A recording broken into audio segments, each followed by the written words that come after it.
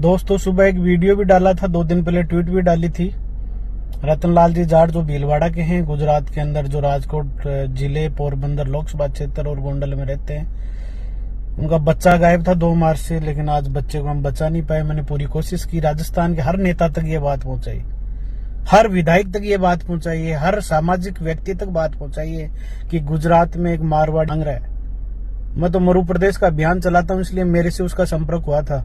मैं तो एक छोटा सा नेता हूं, लेकिन एक एडवोकेट होने के नाते मैंने उनकी जितनी कोशिश की थी उतनी मैंने उनकी कोशिश की, लेकिन मैं यूपीएससी की तैयारी करने वाले भीलवाड़ा के राजकुमार जाट को बचा नहीं पाया। ये उनका अभी ऑडियो कॉल आया है। गोंडल से बोल रहा हूँ दिनेश भाई। हाँ भैया, ये रतन सिंह को तो मैं लेके यहाँ अहमदाबाद हाई कोर्ट पे आया हूँ पिटीशन के लिए, हैबियस कॉर्पस के लिए।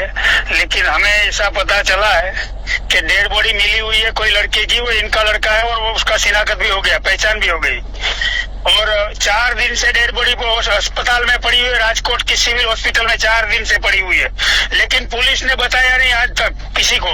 अभी हम इनको यहाँ अहमदाबाद लेके आए हुए हैं, तो पीछे से इनकी बच्ची और उनकी लड़के की माँ को फुसला के वहाँ हॉस्पिटल ले जाके उनकी सिग्नेचर है।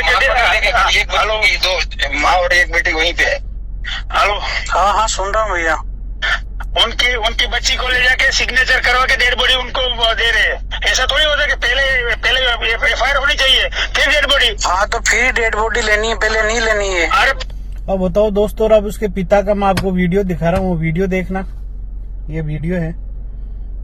मैं कि भाई मेरे बच्चे की लाश नहीं हो रही है। अभी भी मेरे को फोन आया कि तुम्हारे बच्चों की लाश मिल गई है। लाश मिली और 4 दिन पहले की बता रहे हैं। और वो पुलिस 4 दिन तक घुमा रही थी मेरे को। मेरा बच्चा भी मार दिया पुलिस ने। अरे मेरे भाई हो जाट बंधु, मेरी यार सेवा, मैं क्या बोलूं, मेरी हेल्प करो। मोदी जी, यही है क्या आपका गुजरात मॉडल?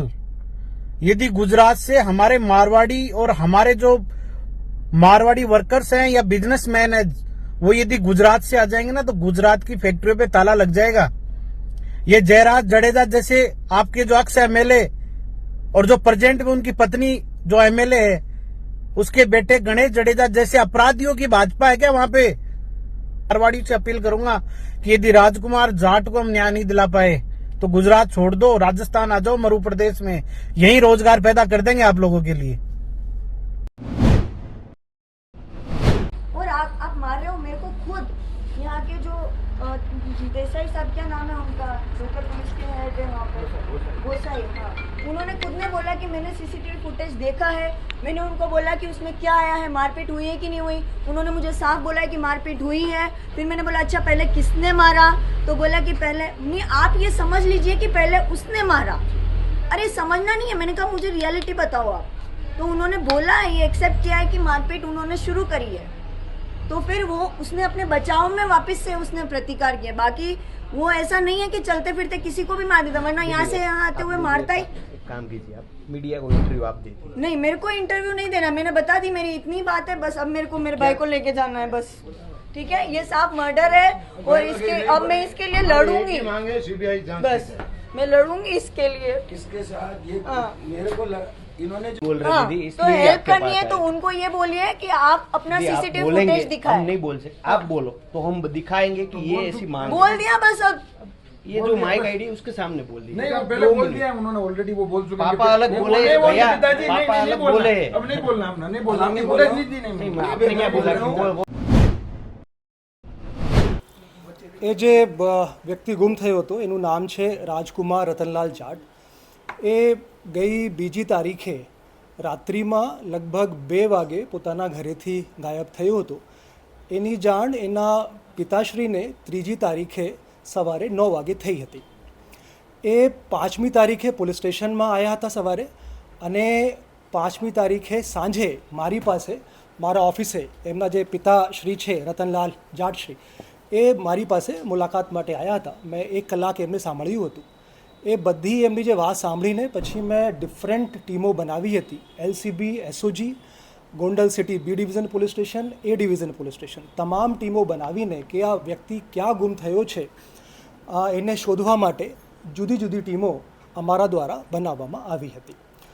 ફૂટેજ અમે ચકાસી તો આમાં એ જાણવા મળ્યું કે 3જી તારીખે સવારે 2 વાગે પોતાના ઘરેથી એકલો જતા રહે છે, અને પછી જે ગોંડલથી રાજકોટ હાઈવે છે એના ઉપર આવી જાય છે.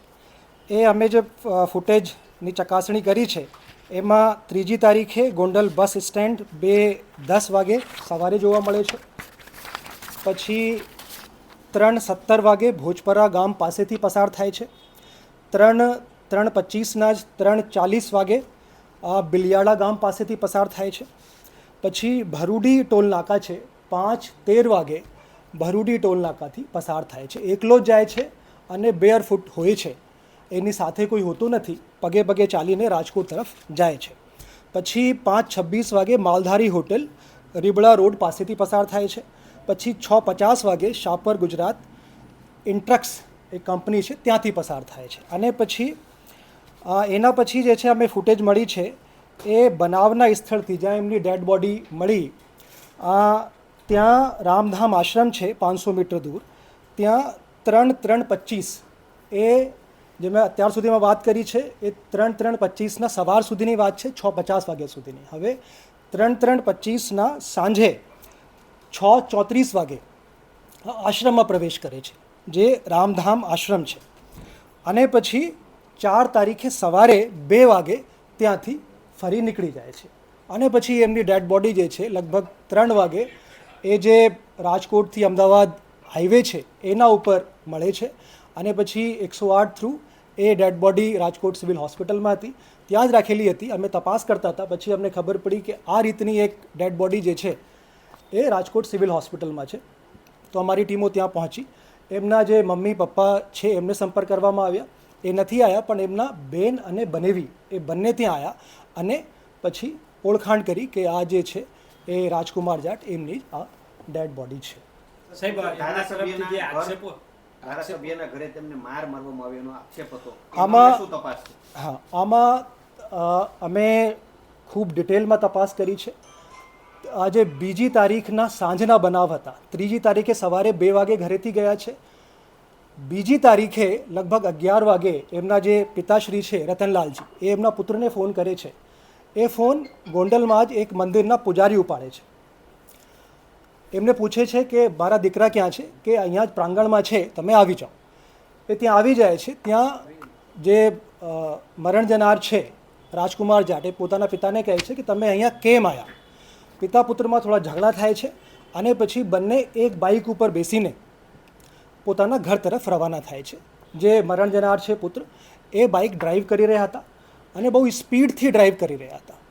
પછી ઇત્તફાકિયા એવું થાય છે કે જે ભૂતપૂર્વ એમએલએ શ્રી છે એમના ઘરની સામે એમના જે પિતા છે બાઇક ઉપરથી ઉતરી જાય છે અને જે પુત્ર છે મરણ જનાર એ એમએલએ શ્રીના ઘરમાં સીધા જ ઘૂસી જાય છે, કોઈને પૂછ્યા વગર.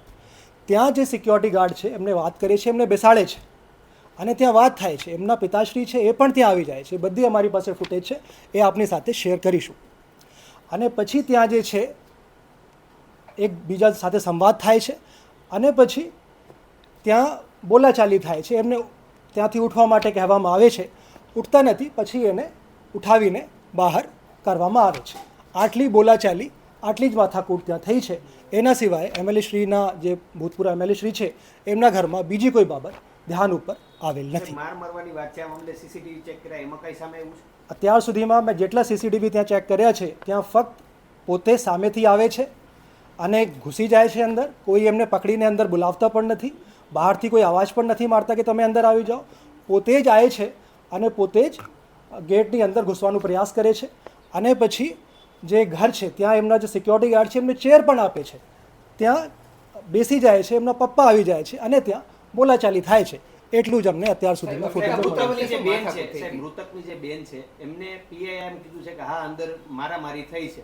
જે મેં કીધું કે માથાકૂટ બોલાચાલી ત્યાં અંદર થઈ હતી, જે વિડીયો ફૂટેજથી સ્પષ્ટ દેખાય છે. પિતરાઓ તો શું માથાકૂટ હતી? એ ઘરમાં તમને ખબર છે એકબીજા સાથે થોડા અનબનાવ હોય છે. પિતા પુત્રમાં ટેન્શન રહેતી હતી. જે પુત્ર છે એ ભણતા પણ હતા અને પોતાના જીવન ફ્રીલી જી શકતો નથી એવા આક્ષેપ પોતાના પિતા ઉપર હતા. જ્યારે બંને ત્યાંથી ભૂતપૂર્વ એમએલએ શ્રીના ઘરેથી જાય છે પોતાના ઘર તરફ, ત્યાં ઘરની સામે પણ પિતા પુત્રમાં ઝઘડો થાય છે. એ પણ અમારી પાસે ફૂટેજ છે, એ પણ આપની સાથે શેર કરવામાં આવશે. તમે 1 કલાક સાંભળ્યા, 1 કલાક દરમિયાન એમને એક પણ વાત એવી કરી નથી કે શા માટે તેઓ એમએલએના ઘરે સામેથી ગયા, કારણ શું ત્યાં? જે મેં આપને પહેલાં કીધું, ફૂટેજમાં સ્પષ્ટ જોવા મળે છે કે બાઇક બહુ સ્પીડથી ચલાવતા હતા. પિતા કહે છે પુત્રથી કે તમે બાઇક સ્પીડથી ના ચલાવો અને પછી કૂદીને ઉતરી જાય છે. એમને ઇન્જરી પણ થઈ શકતી હતી. પછી પુત્ર જે છે બાઇક રોકે છે, ટર્ન લે છે, એમએલએ શ્રીના ઘરની સામે બાઇક પાર્ક કરે છે અને કોઈના કીધા વગર એમના ઘરમાં સીધા જ ઘૂસી જાય છે. કારણ કઈ છે? કંઈ નથી. એ જે હમણાં ધ્યાન ઉપર આવ્યું છે, એ જે